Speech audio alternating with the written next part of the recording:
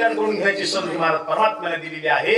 अनंत जन्मानंतर तुम्हाला आम्हाला परमात्म्याने कृपा केली. जन्मोजन्मी आम्ही बहु पुण्य केले, तेव्हा या विठ्ठले कृपा केली. आणि तो विचार फक्त याच शरीरामध्ये असल्या कारणानं हो. आणि ऐका, प्राण्याकडे विचार आहे, प्राण्याकडे विचार आहे, माणसाकडे विचार आहे, पण दोन्ही विचाराचा फरक तुम्हाला सांगतो. रामायणामधली कथा आहे, रामायणामधली कथा आहे. ज्यानं वाल्मिक लिहिलं त्याचं नाव आधी होतं वाल्या कोळी. त्याचं नाव काय होतं? वाल्या कोळी. आणि त्याला काय करायचंय? एक माणूस मारायचा आणि एक रान ना टाकायचा. किती रान भरले? 7 रान भरले. एवढे माणसं त्याला मारले आणि त्याला नारद महर्षी भेटले. नारद महर्षी भेटल्याच्या नंतर नारद महर्षीने त्याला उपदेश केला. त्याला उपदेश पटला आणि पटल्याबरोबर नारदाने त्याला काय सांगितलं? देवाचं नाव घ्या. पण त्याला देवाचं नाव घेता येऊ लागलं का? घेता येऊ लागलं का? मग त्याला काय म्हणायचंय? आतापासून तुम्ही ऐकलं सगळं चूक आहे. आणि ज्याने ज्याने तुम्हाला सांगितलं का त्याच्या सगळ्याचं चूक आहे. हो नाही म्हणजे त्याला राम म्हणताच येणे गेलं, मरा म्हणू लागला. मला सांगा, मरामध्ये किती अक्षर आहेत? कोणते कोणते? म रा. आणि राम मध्ये कोणते अक्षर आहेत? 2. कोणते कोणते? रा म. आणि हे कोणते? म रा. ज्याला मरा म्हणता येते त्याला राम राम म्हणता येत नाही का? म्हणता येत असेल का नाही? मग त्याला का म्हणता येत नव्हतं? माणसाचं शरीर होतं, माणसाचं शरीर होतं. नारदाची भेट होती, मात्र बुद्धीमध्ये सद्विचार नव्हता, म्हणून त्याला राम म्हणता येत नव्हतं, मराच म्हणता येत होतं. अहो ज्याला मरा म्हणता येते, हरिपाठाचं बघा तुम्ही, काय काय माणसं म्हणतात मला पुढे येत नाही, पुढं म्हणता येत नाही. आणि माग म्हणजे पुढे, आणि पुढं म्हणजे माग म्हणजे पुढे, पुढं म्हणजे सांगू का तुम्हाला? ओके. मागे लाडक्या बहिणी येतात त्याच्या लेकी येत्या, काय बोलतात? हिंमत आहे का आपली काय बोलायची? याने पुन्हा वाढे दोष आहे. आता 1700 होणार आहे. विठ्ठला विठ्ठला. वाल्मिकाला राम म्हणता येत नव्हतं हे म्हणणं चूक आहे. वाल्मिकाला राम म्हणता येत नव्हतं हे म्हणणं साफ चूक आहे. त्याला राम म्हणता येत होतं, पण मुखातून राम का निघत नव्हता? बुद्धीमध्ये सद्विचार नव्हता, बुद्धीमध्ये सद्विवेक बुद्धी नव्हती. आणि जोपर्यंत विवेक बुद्धी होत नाही, सद्विचार अंतःकरणामध्ये येत नाही, ज्या ज्या वेळेला कुविचार येतात आणि दुर्बुद्धी माणसाला सुचते, त्याच वेळेला माणसाकडून पाप होतात. मला सांगा, माणसाकडून क्रोधामध्ये पाप होतंय का शांतपणा? रागामध्ये बघा तुम्ही, भांडण कधी होते? भांडण आता कधी होते तुमचे? भांडण होते? भांडण नाही महाराज. माणसाला राग कधी येते? जी वस्तू प्राप्त व्हायची ती नाही होणार. माणसाला क्रोध आल्याबरोबर माणसाच्या बुद्धीचा विवेक नष्ट होतो आणि माणसाकडून पाप घडल्या जातात. म्हणून तो सद्विचार कोणाकडे असेल तर फक्त माणसाकडे. दुर्बुद्धी ते मना, दुर्बुद्धी ते मना, दुर्बुद्धी ते मना, दुर्बुद्धी ते मना, दुर्बुद्धी ते मना.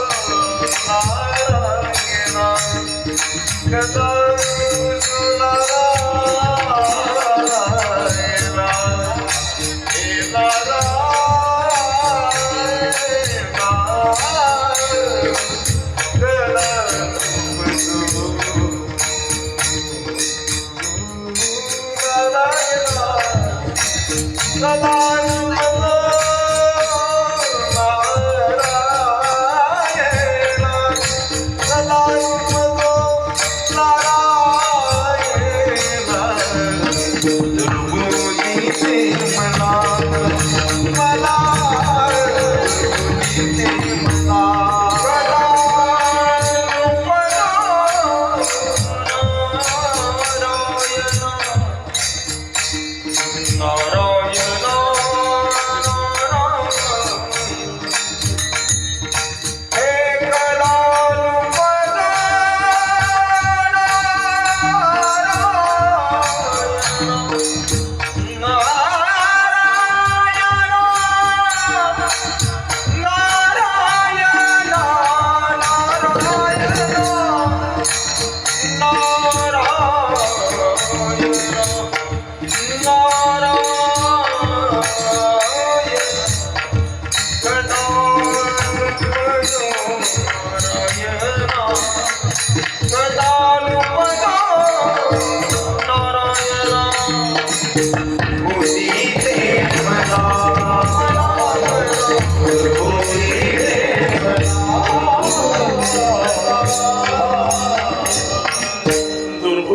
म्हणा कधी नुपजो नारायणा.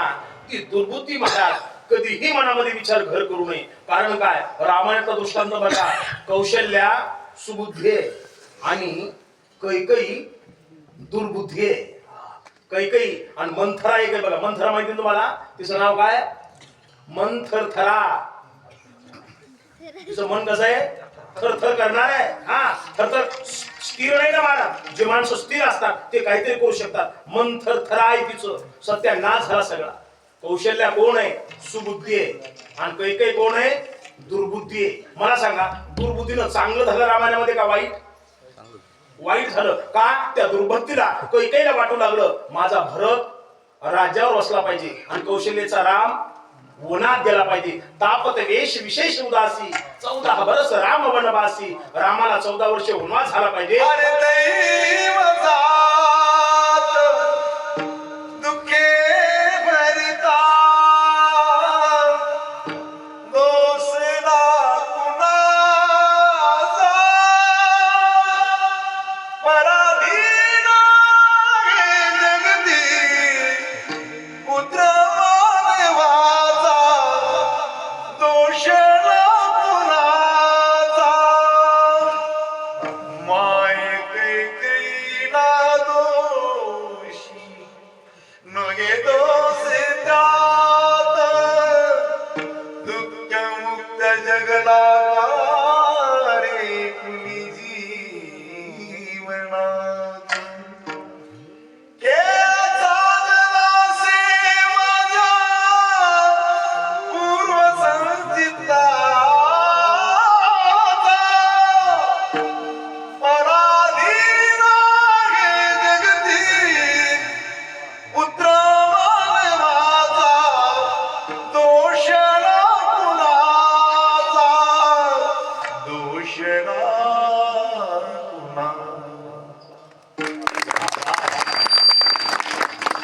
फक्त चांगलं म्हणलं हे कळत पण कसं म्हणतात काय आम्हाला कळत नाही. हे मोठे म्हणाय मला त्यांचं. विठला विठला. म्हणून हा कोणाचा दोष नाही मला. हा नीतचा खेळ आहे का? आता ते सीतेचरित्र तुम्हाला सांगत नाही. मग आपला विषय काय चालू आहे? दुर्बुद्धी महाराज कैकई आहे. कैकईला वाटू लागलं भरत कोणाचा आहे? हात दाखिला म्हणा माझा. म्हणा म्हणा. कैकईला वाटलं भरत कोणाचा आहे? माझा आहे. आणि राम कोणाचा आहे? कौशल्याचा आहे. एकच बारीकसा विचार करा. तिला वाटवलं कौशल्याचा राम होणारा गेला पाहिजे आणि माझा भरत राज्यावर बसला पाहिजे. जे माझं नाही त्याला माझं म्हणल्यामुळे काय होतं ऐका. हो, मला सांगा, ज्या वेळेला राजा दशरथाला पुत्र संतती नाही, वशिष्ठाकडे गेले, पुत्र कामेष्टी यज्ञ केला. यज्ञ देवता प्रसाद घेऊन वर आली. 3 भाग केले. 3 राण्याला 3 भाग देऊन टाकले. देण्याबरोबर कौशल्यानं आपल्या हातात प्रसाद घेतला. कैकेयीनं आपल्या हातात प्रसाद घेतला. सुमित्रेनं आपल्या हातात प्रसाद घेतला. कैकेयी प्रसादाकडे बघू लागली. तांदूळ पडलाय का? कैकेयी पाहती, खात नाही प्रसाद डायरेक्ट. हो, तेलानं भरलाय का? उदबत्तीचा गुल पडलाय का? मग प्रसादाचं वर्णनच आहे महाराज. प्रसाद हातात पडल्याबरोबर महाप्रसाद दमानं खायचा. अर्धा घंटा चालू द्यायचा त्याचा. प्रसाद हातात पडल्याबरोबर लगेच खायचा. तिने खाल्ला नाही. मग तसाच हातात धरला आणि काय झालं माहितीये का? आकाशातून एक पक्षी आला. त्याचं नाव होतं घार. आणि त्या घारीनं काय केला? तो प्रसाद उचलला आणि वृषमुख नावाच्या पर्वतावर अंजनी नावाची वानरी तपश्चर्या करत बसली होती. तिच्या हातामध्ये टाकला. टाकल्याबरोबर तिनं तो प्रसाद खाल्ला आणि खाल्ल्याबरोबर तिच्या पोटी कोण जन्माला आले?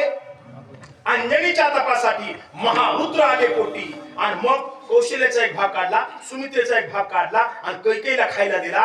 जो कौशल्य मातेचा भाग तिला खायला दिला त्याच्यापासून भरत झाला आणि जे सुमित्रेचा दिला त्याच्यापासून शत्रुघ्न जन्माला आला. मला सांगा, कैकेयीचा हनुमान होता का भरत? झंडबॉम्ब देता का लावायला? कोण होता? का? हिच्या हातातला प्रसाद जे खाल्ल्याच्या नंतर पोटी जन्माला येणार बाळ. आता मला सांगा, कैकेयीने खाल्ला असता तर कोण जन्माला आला असता? हनुमंतराय जन्माला आले असते. जे कैकेयीचा भरत कधी नव्हताच. तिला वाटलं तो भरत माझा आहे. परिणाम रामायण घडलं. विचार फक्त दुर्बुद्धीने केला. माझे तुकोबाराय म्हणतात तोच विचार तुम्ही दुर्बुद्धीने करू नका तर सुबुद्धीने करा. अभंगाचं पहिलं